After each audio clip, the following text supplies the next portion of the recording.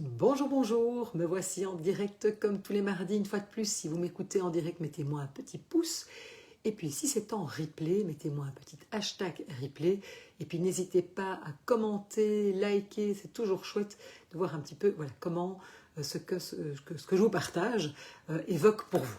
Alors, aujourd'hui c'est un jour un petit peu particulier parce que ce matin, j'ai été chercher ma plus jeune fille qui rentrait de 6 mois, 6 mois c'est vachement long, de 6 mois en Erasmus au Canada. Là, elle est complètement jet-laguée, donc elle est en train de faire une bonne sieste. Et donc ce matin, j'étais à l'aéroport avec son papa pour l'accueillir et j'ai réalisé que ça faisait 6 mois que je ne l'avais pas vue. Et en plus, je ne l'ai pas vue pendant 6 mois, mais il se fait que ces deux grandes sœurs sont également toutes les deux à l'étranger parce que en fait, ces deux grandes sœurs aujourd'hui travaillent et vivent à l'étranger. Donc, ça veut dire que pendant 6 mois, je me suis retrouvée d'une maison pleine avec 3 enfants et tout à coup plus d'enfants à la maison.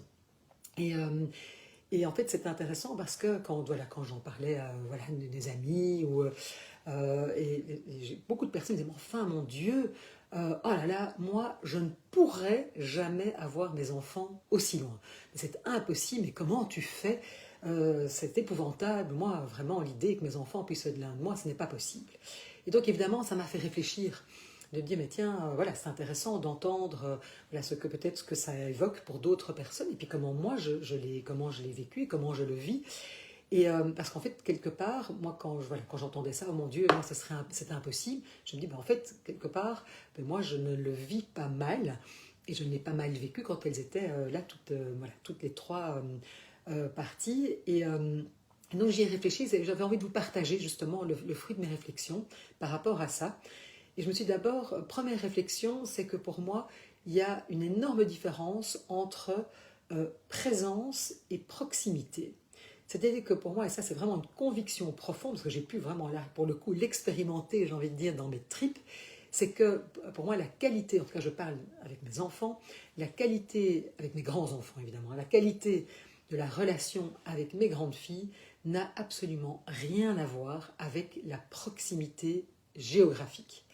Euh, alors, être présent, c'est pas spécialement partager le quotidien. Bien sûr que quand on est avec nos enfants, qu'on partage le quotidien, etc., c'est une manière d'être présent, mais il y a vraiment moyen d'être présent, même si on ne partage pas le quotidien.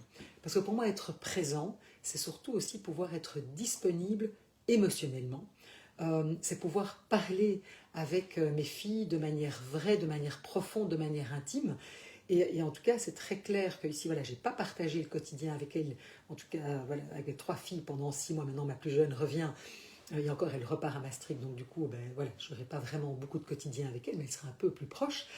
Euh, mais en fait, pour moi vraiment, on peut être tout à fait disponible émotionnellement, parce que c'est sûr que quand on est loin, on peut avoir un moment, je sais pas moi, un chagrin d'amour, des questionnements, des choses qui vont pas, une embrouille avec une copine, des grandes questions existentielles. Et ce qui est très chouette, c'est de pouvoir justement être présente à ce moment-là, de pouvoir les écouter, de pouvoir accueillir, de pouvoir éventuellement demander des conseils si c'est ce qu'elles demandent.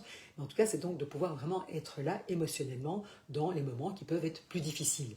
Et donc, quelque part, et moi c'était vraiment très paradoxal parce que je me suis rendu compte que paradoxalement, le fait de ne plus vivre le quotidien avec elle, quelque part, ça m'a amené à des échanges qui étaient beaucoup plus profonds, en fait, quelque part, beaucoup plus essentiels. Parce que peut-être que le fait de, quand on partage le quotidien, et finalement, c'est un petit peu, on se croise, alors que le fait d'être loin, moi, ça m'a permis vraiment d'avoir des conversations extrêmement profondes, de parler de quoi mon rôle, comment je vois, moi, mon rôle de parent. Et en fait, je me suis rendu compte, mais moi, en tout cas, ce qui était vraiment important pour moi, c'était de pouvoir avoir un rôle de transmission, c'est-à-dire de pouvoir transmettre des ressources, des outils, plutôt que de me substituer à mes filles. Et ça, c'est vraiment important. C'est-à-dire que, et là je le vois, et j'ai pu évidemment tomber dans ce piège-là au départ, notre rôle de parent, ce n'est pas protéger nos enfants de tout. De toute façon, c'est impossible, c'est un leurre, on ne va pas pouvoir protéger nos enfants de tout. C'est pas les mettre sous une bulle. Alors, évidemment que la dernière chose qu'on a envie, c'est de voir nos enfants souffrir, et pourtant, je veux dire que ça fait partie de la vie. On sait bien qu'on va tous et toutes à certains moments être confrontés à des choses qui sont difficiles, à des grandes joies évidemment, mais aussi à des choses plus compliquées. Et donc, moi j'estime, et vraiment c'est ce que j'essaye de faire, c'est que plutôt que d'essayer de protéger mes enfants dans une bulle, ce qui n'est évidemment pas possible, c'est de leur donner des outils pour qu'elles puissent faire face, bien évidemment, alors, chouette, les événements heureux, ça c'est beaucoup plus facile, mais aussi les choses difficiles auxquelles elles vont évidemment inévitablement être confrontées. Des déceptions, à un moment, ben voilà, on postule pour un job, on l'a pas, ou un chagrin d'amour, ou une trahison, enfin voilà, ça fait partie évidemment de notre condition d'être humain, et donc je ne pourrais pas leur éviter ça. Par contre, c'est qu'est-ce que je peux leur transmettre comme outil pour qu'elles puissent faire face à ça. Et donc ça, c'est vraiment important. Je pense que c'est quelque chose qu'on doit bien avoir en tête, parce que c'est vrai que souvent, notre réflexe premier, si on est un petit peu maman poule, comme en tout cas moi je sais que je peux l'être, on aura tendance à vouloir protéger. Or, c'est pas ça qu'on nous demande. Et donc vraiment, c'est aussi de pouvoir réfléchir. Comment je peux être présente, comment je peux être soutenante sans devenir envahissante.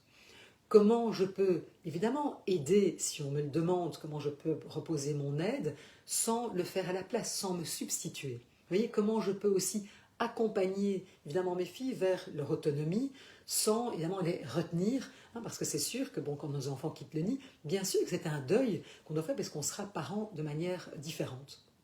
Et donc vraiment, ça, moi, ce que j'ai pu remarquer aussi, c'est le fait que mes filles, ben voilà, soient loin, hein, en tout cas qu'elles soient là. En tout cas, ça leur a appris vraiment à l'autonomie, à pouvoir se débrouiller, parce que c'est vrai que souvent, ben, si on est là, et voilà, si on est à proximité, tout de suite, ça va être maman, papa, enfin voilà, venez, hein, et on va tout de suite demander d'aide. Alors qu'ici, quand elles sont loin, ben, ça les amène à pouvoir chercher en elles des ressources, pouvoir se débrouiller, trouver des ressources en elles pour faire face ben voilà, plein de choses qui se passent évidemment dans nos vies. Et donc ça, c'est très chouette parce que ça, quelque part, ça développe aussi, j'ai envie de dire, ben leur confiance en elles, parce que se dit, mais au fond, c'est dingue, je peux justement me débrouiller, je peux trouver des solutions par moi-même, et je ne suis pas tout de suite en train de m'appuyer sur papa ou sur maman. Et donc ça, c'est vraiment inestimable de voir que vraiment, elles peuvent prendre petit à petit leur autonomie. Et donc, c'est vraiment se faire confiance. Donc ça, ce qui est très chouette, et aujourd'hui, c'est vraiment ce que je vois quand je peux regarder mes trois filles, c'est que je me dis, ben waouh, ici je vois des jeunes femmes incroyables qui sont vraiment en train de, voilà, de grandir, de s'épanouir et qui ont les ressources pour pouvoir faire face aux aléas de la vie, comme on doit tous, hein, à un moment ou à un autre, on est face à ça. Et c'est vraiment chouette où elles peuvent vraiment trouver des ressources en elles et surtout de croire en elles, en leurs capacités. Et ça, c'est vraiment magnifique.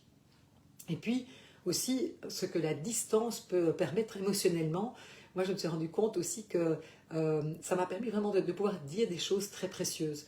C'est amusant, mais enfin, je me suis rendu compte, peut-être, je ne sais pas si c'était de pudeur quand on est l'une en face de l'autre, en tout cas le fait qu'elles soient loin, moi ça m'a permis de pouvoir peut-être leur dire à quel point je les aime, de parler d'émotions, de peut-être se dire l'essentiel. Il y a quelque chose, je me suis rendu compte qu'avec, et c'est vrai qu'on a beaucoup de chance, hein, moi je me rends compte que quand moi j'étais partie moi-même à l'étranger voilà, pendant plusieurs années, à l'époque, je dis, il n'y avait que le téléphone, ça coûtait une blinde franchement, donc c'était pas possible. Donc qu'est-ce qu'on faisait? À ce moment-là, on écrivait.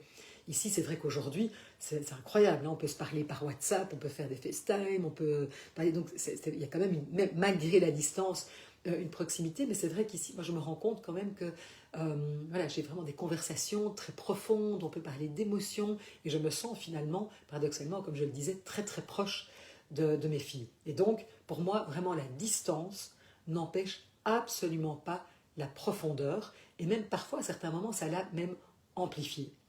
Donc voilà, c'est un petit peu ce que j'avais envie de vous partager en tant que parent, parce que je vois bien, hein, nos enfants grandissent, quittent le nid.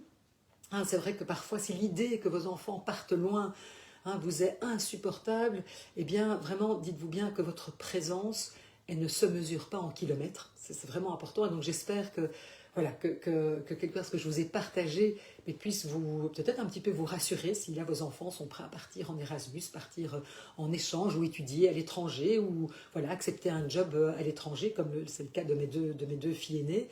Et donc, vraiment, ce qui est important, c'est que voilà, nos enfants, je pense que ce qu'on leur laisse, ce n'est pas une protection permanente, parce que de toute façon, c'est impossible. On ne peut pas les protéger de tout, mais c'est vraiment au contraire pouvoir leur donner les outils pour faire face évidemment aux aléas de la vie et surtout qu'ils puissent développer leur confiance en eux, de pouvoir être un point d'appui pour eux-mêmes. Ça, c'est vraiment important. Et puis savoir que, évidemment, mais qu'on est là et qu'on les aime évidemment de manière inconditionnelle. Voilà ce que je voulais vous partager aujourd'hui.